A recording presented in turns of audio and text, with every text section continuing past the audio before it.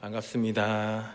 지난 한 주간도 정말 노고 많으셨습니다. 특별히 워페로 헌신해 주신 분들은 특별히 더 노고 많으셨습니다. 우리 옆에 분에게 한번 인사하겠습니다. 한 주간 정말 노고 많으셨습니다. 한 주간 정말 노고 많으셨습니다. 이제 본격적인 휴가철이 시작됩니다. 휴가 계획들 다 세우셨습니까?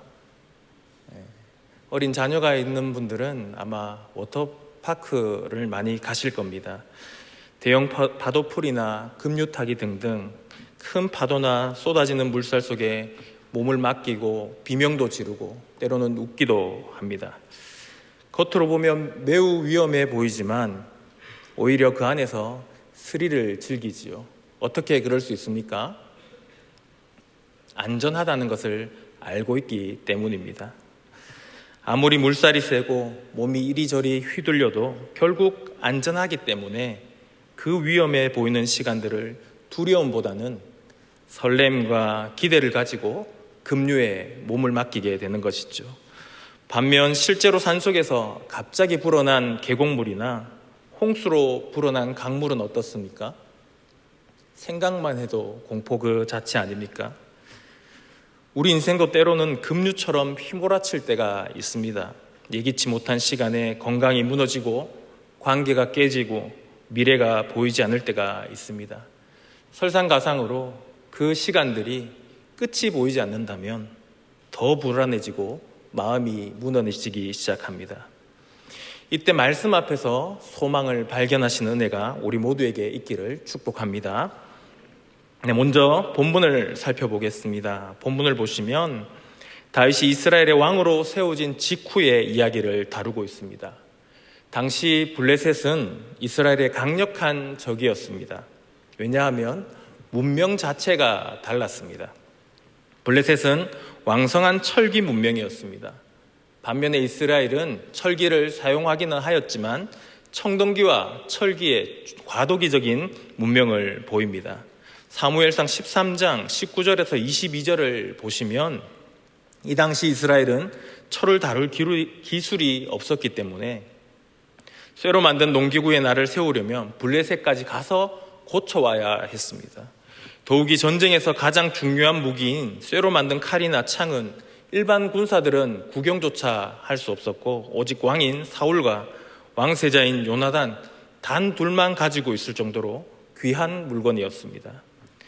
철기기술 선진국인 블레셋이 농기구만 철을 사용하도록 허락하고 무기는 철저히 관리하고 제약했다는 뜻입니다. 왜 그랬겠습니까? 철기 농기구를 사용해서 농사를 지으면 농사가 훨씬 더 잘 되겠지요. 그렇게 잘 지어진 농작물은 언제든지 블레셋이 약탈할 수가 있습니다. 그런데 철기 무기를 가지게 되면 약탈이 어려워지기 때문입니다. 당시 상황을 조금 더 과장하면 블레셋 입장에서 이스라엘은 그저 곡물 창고에 불과했던 나라였습니다. 더욱이 다윗이 누구입니까? 사울을 피해서 블레셋으로 들어와서 침을 흘리며 목숨을 구걸하던 자였습니다. 그걸 불쌍히 여기고 용병으로 살아갈 수 있도록 허락해 준 나라가 블레셋이었습니다. 그런 다윗이 이스라엘의 왕이 된 것입니다. 다윗은 사울이 죽이려 했던 장군이었고 또 블레셋 땅에 살 때 용병으로도 대단한 장군이었기 때문에 다윗의 왕위 등극은 블레셋 입장에서 마냥 보고만 있을 수는 없었습니다. 그래서 아직 나라의 체계가 잡히기 전인 임기 초에 블레셋과 이스라엘의 서열을 확실히 하고자 공격을 감행한 것이죠. 이 상황이 다윗의 입장에서는 어땠겠습니까? 아직도 군대도 행정기관도 어떤 조직도 제대로 갖추어지지 않았는데 블레셋이 기습했습니다. 사무엘상 5장 18절을 이렇게 기록합니다. 블레셋 사람이 이미 이르러 느바임 골짜기에 편만한지라. 편만하다라는 표현은 블레셋이 느바임 골짜기에 단순히 도착했다라는 뜻이 아닙니다. 이미 그곳에 도착했고 넓게 퍼져서 진을 구축하고 전쟁 준비를 마쳤다라는 뜻입니다. 공격 신호만 떨어지기를 기다리고 있는 상태였습니다. 그들이 공격을 대기하고 있던 장소는 느바임 골짜기입니다. 지도에서 보듯이 느바임과 예루살렘은 약 3에서 5km 정도의 거리로 당시 도로 사정을 생각하면 약 45분에서 1시간 정도면 도착하는 짧은 거리였습니다. 아무리 전장에서 잔뼈가 굵어진 다윗이었지만 갑작스러운 소식에 놀라지 않았겠습니까? 눈앞이 캄캄해졌겠지요. 이스라엘은 아직 아무런 전쟁 준비가 되어 있지 않는데 적은 이미 다윗의 턱 밑에 칼을 겨루고 있는 형국이기 때문입니다. 마치 풍던 등화처럼 이스라엘의 안보와 왕권이 한 번의 바람으로 꺼질 수 있는 위기입니다. 우리에게도 이런 일이 있을 수가 있지요. 혹시 지금 이런 상황 중에 계신 분이 있을지도 모르겠습니다. 이럴 때 어떻게 하셨습니까? 또 어떻게 하시겠습니까? 하나님께서 우리와 함께 하시겠다고 약속하셨는데도 아무런 기대가 없으십니까? 안 되는 것이 당연하다고 여기기보다는 하나님이 함께 하시는 자에게 되어지고 일어날 그 일을 사모하며 기대하는 믿음의 용기가 우리에게 필요하지 않겠습니까?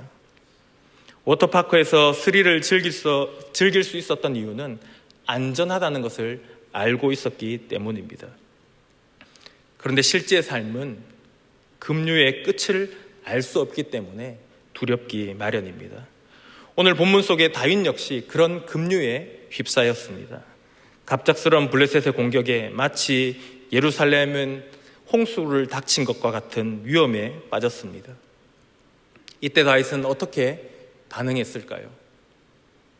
놀랍게도 다윗이 한 일은 전쟁 준비가 아니라 하나님의 뜻을 묻는 기도였습니다. 우리 첫 번째 살펴볼 것은 하나님은 돌파의 주이십니다.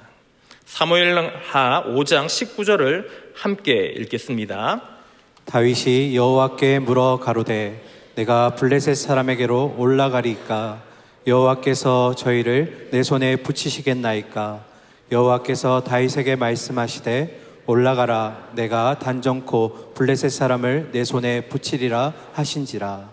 다윗은 이렇게 급박한 상황 앞에 넋을 놓고 앉아 있었던 것이 아니라 은혜의 보좌 앞으로 나아가 먼저 하나님께 묻습니다. 내가 블레셋 사람에게로 올라가리이까. 이것은 이 전쟁에 참전해도 될지 허락을 여쭙는 것입니다. 이 말은 이 전쟁의 지휘권이 이미 하나님께 있음을 고백하는 것이죠. 하나님이 지휘권자이시니까 내가 이 전쟁에 참석해도 되는지 참전해도 되는지 묻는 것입니다.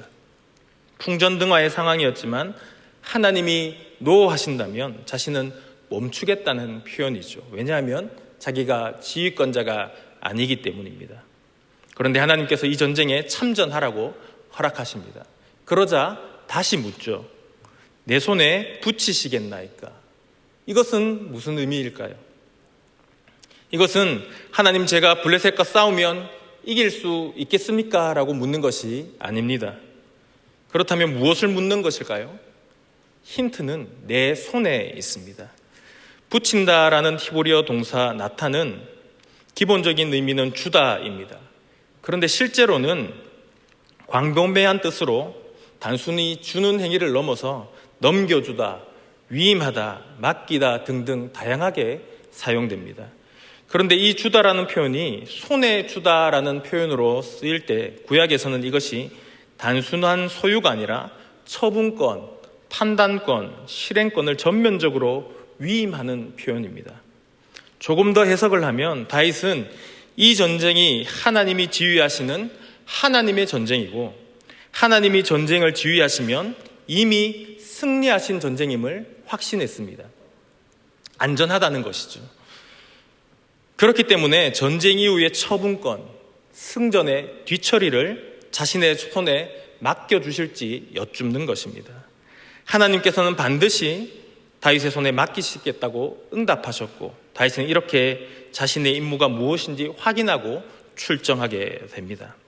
그리고 다윗은 하나님의 전쟁을 이렇게 묘사합니다. 사무엘상 5장 20절을 함께 읽겠습니다.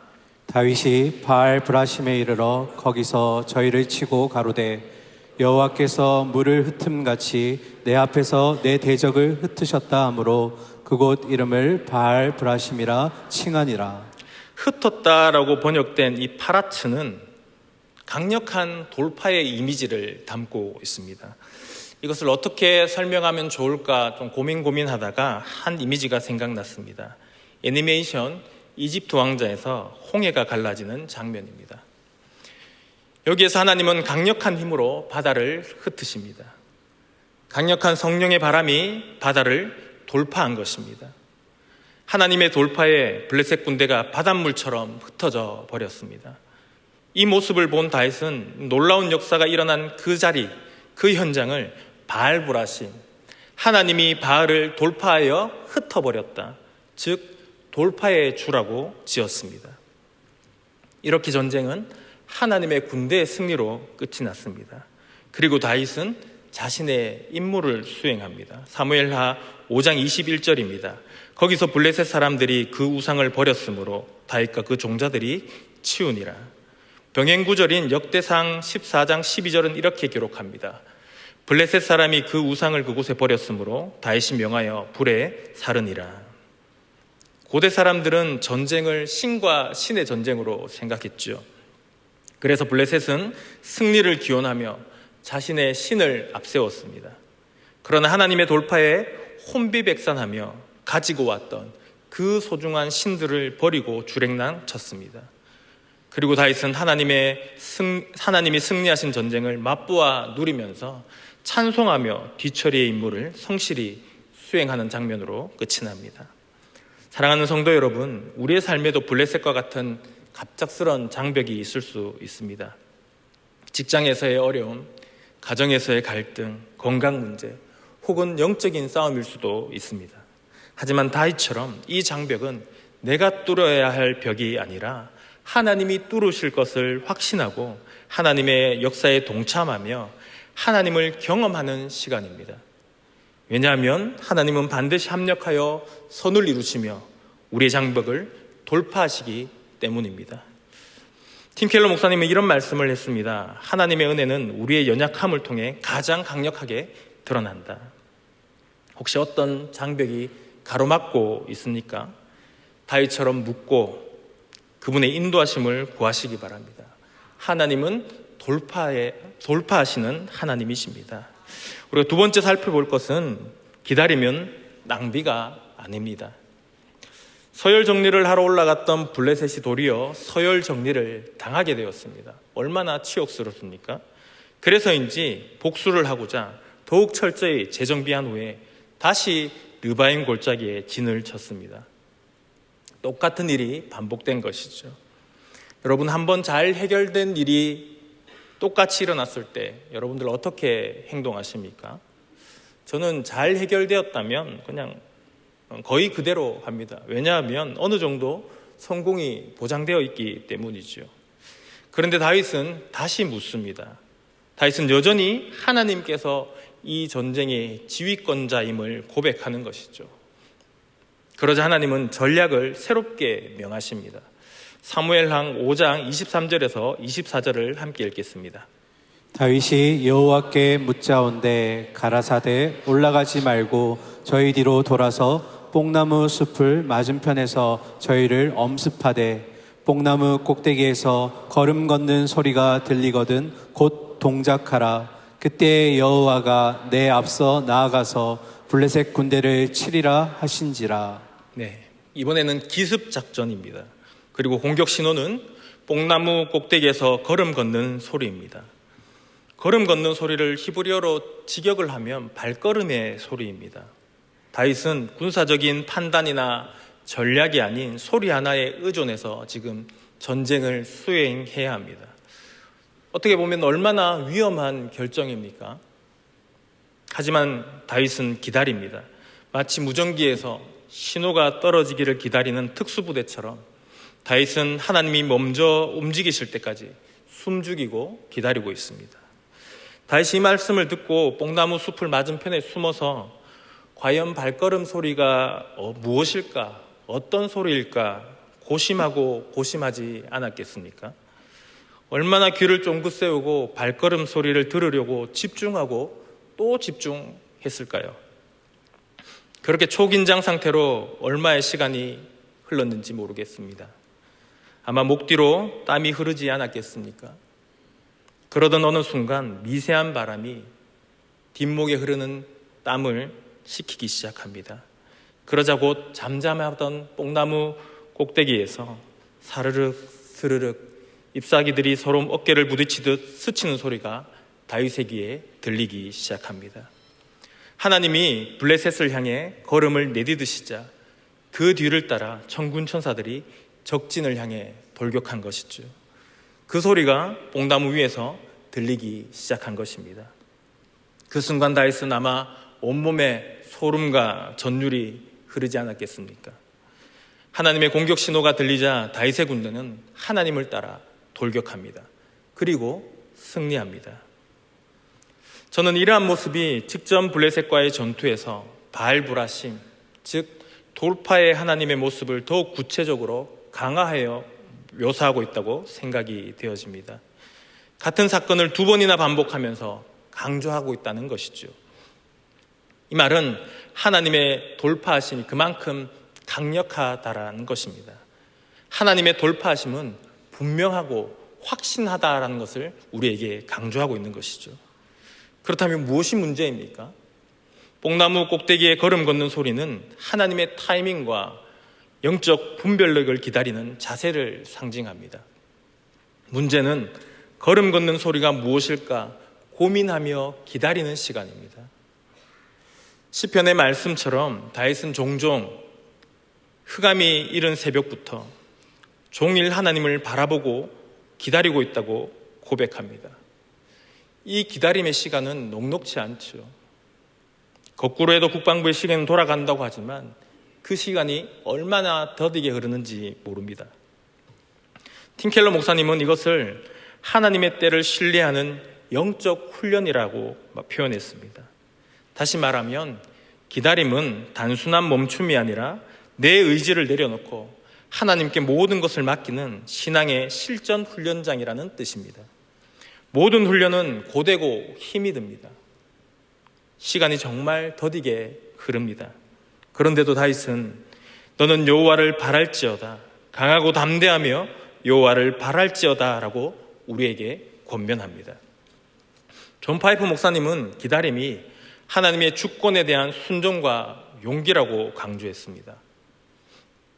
하나님의 절대 주권을 신뢰하기 때문에, 그것도 자기 백성을 선으로 이끄시는 하나님의 열심을 신뢰하기 때문에 그렇습니다. 그래서 이사야 선지자도 이렇게 우리에게 권면하지요. 그러나 여호와를 우러러 바라는 사람들은 힘을 새로 받습니다. 하나님은 자기를 바라는 자들과 함께 하십니다. 재련이라는 시간이 지나야 정금으로 거듭나듯 기다림의 시간을 통해 예수 닮은 제자로 그리스도의 장성한 분량까지 자라게 되는 것이지요. 사랑하는 성도 여러분, 하나님의 타이밍을 기다리고 계십니까? 새로운 직업이나 관계 결정을 앞두고 하나님의 인도하심을 구하고 있습니까? 우리는 언제나 빨리 응답받기 원하고 빨리 해결되기를 원합니다. 하지만 하나님은 종종 우리를 기다리게 하심으로 신뢰를 훈련시키십니다. 침묵의 기간은 무의미한 시간이 아닙니다. 그것은 근육이 자라는 시간, 귀가 열리는 시간입니다. 그렇기 때문에 기다림은 낭비가 아닙니다. 기다림은 지루한 정체가 아니라 하나님의 돌파를 위한 긴장감 넘치는 설렘입니다. 마지막으로 세 번째는 예수님은 궁극적인 돌파자이십니다. 우리를 위해 돌파하시는 이 하나님의 모습은 미가서에서도 발견이 됩니다.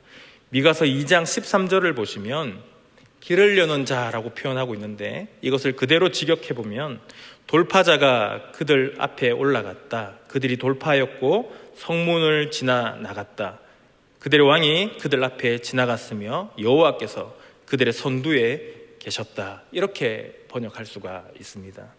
여기서 길을 여는 자는 히브리어로 하포레츠입니다. 우리가 오늘 앞에 살펴본 흩었다, 파라츠와 어근이 같습니다. 따라서 하포레츠는 길을 뚫는 자, 돌파자라는 뜻이죠. 그 돌파자가 백성 앞에 서서 모든 장벽을 무너뜨리고 인도합니다. 그리고 그 뒤에 왕이 앞서 행하십니다. 그 왕은 곧 여호와 하나님 자신을 의미합니다. 이 예언은 바벨론 포로 귀환을 말하는 것이 아닙니다. 이것은 메시아이신 예수 그리스도를 예표하는 말씀입니다. 히브리서 6장 19절과 20절 말씀에서 이 예언의 성취를 이렇게 선포합니다. 함께 읽겠습니다. 우리가 이 소망이 있는 것은 영혼의 닭 같아서 튼튼하고 견고하여 휘장 안에 들어가나니 그리로 앞서가신 예수께서 멜기세덱의 반차를 좇아 영원히 대제사장이 되어 우리를 위하여 들어가셨느니라. 아멘. 앞서가신이라는 이 헬라어 단어는 프로드로모스입니다. 이 단어는 마케도니아의 군사 용어였는데 앞서 달리는 자, 정찰병, 선발대, 길을 내는 자를 뜻합니다. 예수님이 그 돌파자, 그 프로드로모스입니다. 우리를 대신해서 먼저 십자가에 죽으셨을 뿐만 아니라 그 어떤 인류도 뚫지 못한 죄의 삭신 사망을 뚫고 부활 승천하셔서 하늘 지성소로 먼저 들어가셨습니다. 그리고 그분이 뚫으신 그 길은 이제 우리도 따라갈 수 있는 새롭고 산 길이 되었습니다. 그래서 예수님이 이렇게 말씀하셨죠. 내가 곧 그 길이 되었다. 예수님은 앞서가신 우리의 예수님께서 앞서가신 그 우리의 영적 장벽을 허물고 하나님과 화목하게 하셨습니다. 사랑하는 성도 여러분, 예수님이 열어주신 길을 통해 우리는 하나님께 나아갈 수가 있습니다. 여러분은 이 은혜를 누리고 계십니까? 예수님이 이미 열어주신 그 길을 따라서 우리는 순종으로 나아가야 합니다. 고통과 절망 앞에 무너지고 넘어져 있는 것이 아니라 예수님이 열어놓으신 그 길을 따라 순종하며 은혜의 보좌 앞으로 나아가야 하지요. 이미 승리해 놓으셨습니다. 이것을 누리고 경험하기 위해서 뽕나무 꼭대기에서 나는 걸음 걷는 소리가 무엇인지 분별하고 반응해야 합니다. 마틴 노이즈 존스 목사님이 이렇게 말씀했습니다. 순종은 하나님의 음성을 듣는 데서 시작된다. 하나님의 음성은 말씀과 기도를 통해 들립니다. 여러분, 매일 말씀을 읽으며 하나님의 인도하심을 구하고 있습니까? 특별히 은혜의 자리, 예배의 자리로 나오는 것을 멀리하지 마시기 바랍니다. 다윗처럼 하나님의 음성에 귀 기울이고 그분의 때를 기다리면 놀라운 하나님의 역사가 시작될 것입니다. 말씀을 정리하겠습니다. 사랑하는 성도 여러분, 벽 앞에서 좌절하고 돌아가는 것이 당연한 것일까요? 그렇지 않습니다. 예수 믿지 않는 사람들에게는 그것이 당연할지 몰라도 하나님이 함께 하시는 우리에게는 당연한 것이 아닙니다. 하나님이 함께 하신 자에게 일어나는 당연한 현상을 우리는 기대해야 합니다. 안 되는 것을 당연시하기보다는 하나님이 함께 하시면 되어지는 것이 당연하다고 믿고 기대하며 매일에 주어진 일상을 성실히 살아내는 것이 필요하고 그것이 또 중요합니다. 가정에서의 갈등, 직장에서의 부당함, 교회 사역의 지침 속에서 우리는 여러 장벽들을 만나게 됩니다. 그러나 그 장벽들은 우리가 돌파해야 할 대상이 아니라 하나님이 돌파하실 무대입니다. 하나님이 지휘하시고 우리가 순종하는 이 믿음의 전장에서 승리는 우리가 이루어야 할 것이 아니라 주님이 이미 이루신 것입니다.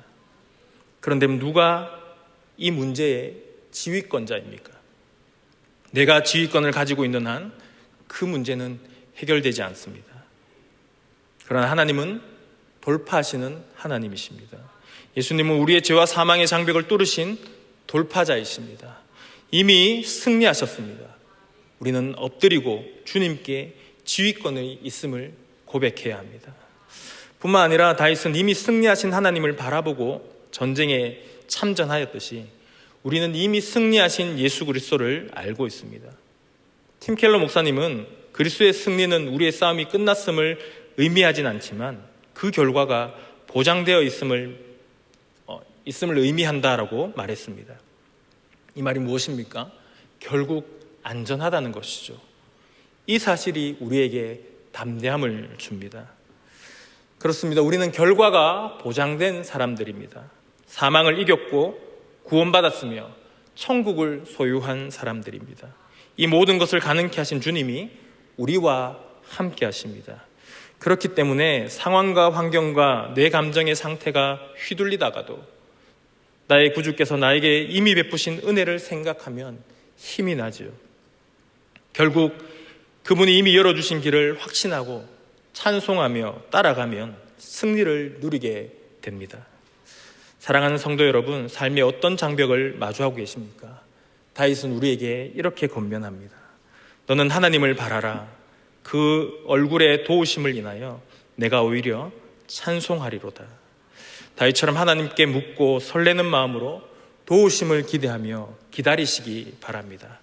우리 함께 따라하겠습니다. 지금 우리가 당하는 고난은 동굴이 아니라 터널입니다. 지금 우리가 당하는 고난은 동굴이 아니라 터널입니다. 이미 기다리고 계신 분들이 있을 수도 있겠죠. 오랜 기다림이 깊은 수렁에 빠진 것 같고 걱정과 염려가 내 마음을 움켜쥐는 것 같습니다. 우리 다 함께 또 한번 읽겠습니다. 하나님이 개입하시고 내가 잘 견뎌내면 지금의 역경은 경력이 되고 걸림돌이 디딤돌이 되고 고통이 더 큰 감격이 되고 고난이 약재료가 되고 자살이 살자가 되고 고난이 최고의 스펙이 될 수 있습니다. 그리고 상처받은 것들이 오히려 별처럼 빛나게 됩니다. 담임 목사님께서 우리에게 자주 말씀해 주신 글입니다. 꼭 기억하시기 바랍니다. 오늘도 우리는 수많은 소리 속에서 살아갑니다. 미디어의 소리, 세상의 걱정거리, 내면의 두려움, 복잡한 이 모든 소리 속에서 말씀을 붙잡고 가만히 숨죽이고 기다리며 분별하시기 바랍니다. 하나님의 걸음 걷는 소리가 무엇일까 집중하십시오. 말씀을 통해, 기도를 통해, 찬양 속에서 하나님은 성령의 걸음 걷는 소리를 들려주십니다. 내 마음의 소리를 듣고 내가 결정해 놓고선 안 되면 하나님께 묻는 인생이 아니라 하나님의 결정을 따르고 맡기신 뒤처리를 성실히 순종하는 삶이 복된 인생입니다. 뽕나무 꼭대기에서 걸음 걷는 소리가 들릴 때까지 기다리는 것이 신앙입니다. 시편 42편 11절 하발절 말씀을 제가 읽어드립니다. 너는 하나님을 바라라. 나는 내 얼굴을 도우시는 내 하나님을 오히려 찬송하리로다. 기다림은 지루한 정체가 아니라 하나님의 돌파를 경험할 긴장감 넘치는 설렘이며 적극적인 신앙입니다. 우리 모두 이 적극적인 신앙으로 모든 어려움을 이겨내시기를 축복합니다. 우리 함께 찬송하고 기도하겠습니다.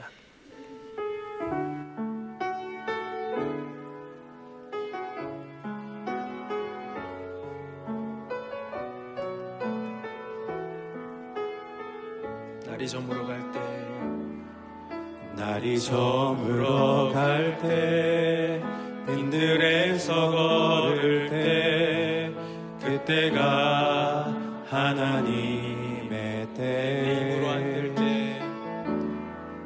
내 힘으로 안 될 때, 빈손으로 걸을 때, 내가 고백해 여호와 이래. 우리 모인 이곳에, 우리 모인 이곳에 주님 함께 계시네. 누리네 아버지 은혜. 적은 떡과 물고기 내 모든 것 드릴 때 모두 고백해 여호와 이래. 주가 일하시네. 주가 일하시네. 주가 일하시네. 주께 아끼지 않는 자에게 주가 일하시네. 주가 일하시네. 신뢰하며 걷는 자 주가 일하시네. 주가 일하시네. 주가 일하시네. 주께 아끼지 않는 자 주가 일하시네 주가 일하시네 신뢰하며 걷는 자 주가 일하시네 주가 일하시네 주가 일하시네 주께 아끼지 않는 자에게 주가 일하시네 주가 일하시네 신뢰하며 걷는 자에게 다 같이 기도하는 마음으로 기도문을 함께 읽겠습니다. 전능하신 하나님 주님은 돌파의 주이십니다. 주님의 주권과 은혜를 찬양하며 모든 승리가 주님께 있음을 고백합니다. 우리의 조급함과 불순종을 용서하소서. 다윗이 주님의 음성을 구하며 순종했듯 우리도 주님의 뜻을 따르는 믿음을 구합니다. 삶의 어려운 가운데 주님의 인도하심을 분별하게 하시고 뽕나무 꼭대기에서 들려올 걸음 걷는 소리를 기다리듯 주님의 때를 신뢰하게 하소서. 우리의 가정과 교회에 주님의 은혜를 부어주시고 순종으로 주를 섬기게 하소서. 아멘. 제가 기도하겠습니다. 하나님 아버지, 오늘도 우리의 삶의 전장에서 들려오는 하나님의 걸음 걷는 소리를 기다리게 하시니 감사합니다. 우리의 판단이 아닌 하나님의 때를 기다리게 하시고 내 힘이 아닌 하나님의 돌파하심을 신뢰하게 하옵소서. 때론 앞이 보이지 않고 마음은 조급하지만 뽕나무 꼭대기에서 불어오는 하나님의 걸음 걷는 소리에 귀 기울이게 하시고 그 때를 놓치지 않고 순종하게 하옵소서. 예수님께서 먼저 길을 여시고 하늘 지성소에 들어가신 그 승리의 길을 따라 우리도 믿음으로 담대히 나아가게 하옵소서. 지금도 우리의 삶의 장벽 앞에서 떨고 있는 주님의 자녀들에게 돌파하신 하나님의 능력을 보여주시고 그 은혜 가운데 담대히 걸어가게 하옵소서. 연고를 보내고 계신 담임 목사님의 영육을 강건케 붙잡아 주시고 하반기 사역과 내년 사역을 위한 주님의 걸음 걷는 소리를 듣는 시간이 되게 하옵소서. 사랑의 하나님, 주님께서 우리의 모든 필요를 채우시고 은혜로 우리를 부욕케 하심에 감사드립니다. 이 시간 삶과 믿음의 고백을 물질로 예배합니다. 기쁘게 흠량하여 주시옵소서. 이 물질을 통해 주님의 은혜가 우리 교회와 이 땅 가운데 풍성히 넘쳐 흐르게 하옵소서. 우리를 주님의 선한 청지기로 세워주셔서 모든 것을 주님께 맡기며 주님의 뜻을 이루는 삶을 살아가게 하옵소서. 영원한 생명의 길을 여신 예수 그리스도의 이름으로 기도드립니다. 아멘.